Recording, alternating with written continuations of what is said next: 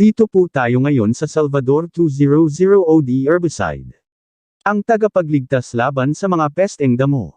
Ang Salvador ay ang pinakabagong post-emergent herbicide para sa pagkontrol ng mga pangunahing damo, sedges at malapad na mga damo na namumuo sa direktang seeded rice. Tamang kombinasyon ng dalawang malakas na post-emergent na aktibong sangkap, si halophop-butyl at bispiribak sodium. Malawak na spectrum post-emergent herbicide.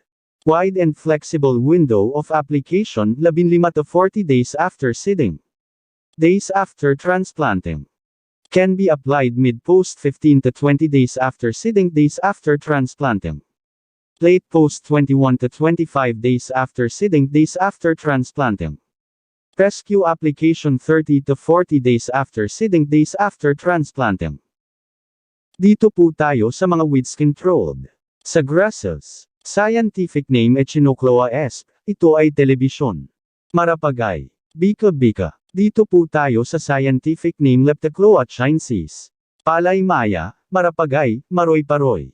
Dito naman po tayo sa scientific name Ishimum rugosum. Ito ay Trigo-trigohan, Solsalidae, bulo-bulo.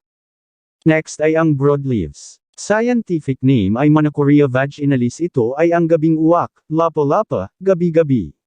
Scientific names Phenaclea zeylanica. Ito ay silisilihan, dilang butiki, mais-mais.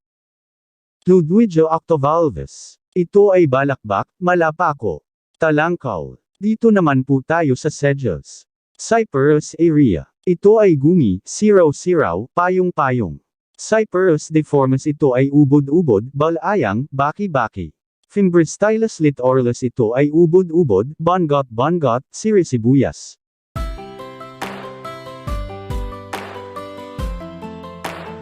Ito po ay ang common names ay ang palay maya. Ito po ay ang common names ay ang telebisyon. Ito naman po ang Trigo-trigohan.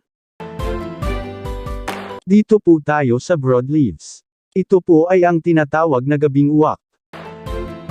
Ito naman po ang dilang butiki. Ito naman po ang balabak. Dito po tayo sa sedges. Cyperus area common names payong-payong. Cyperus deformis common names baki-baki.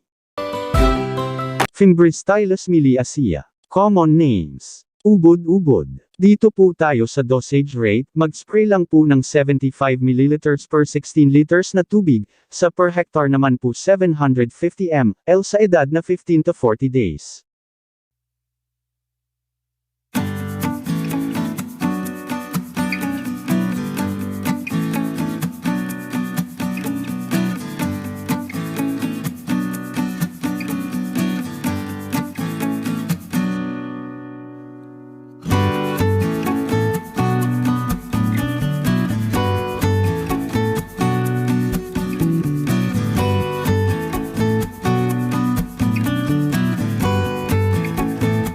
Ang tanong, pwede po ba si Salvador sa sabog o lipat tanim? Ang sagot po yes naman, pwedeng-pwede sa sabog tanim or lipat tanim.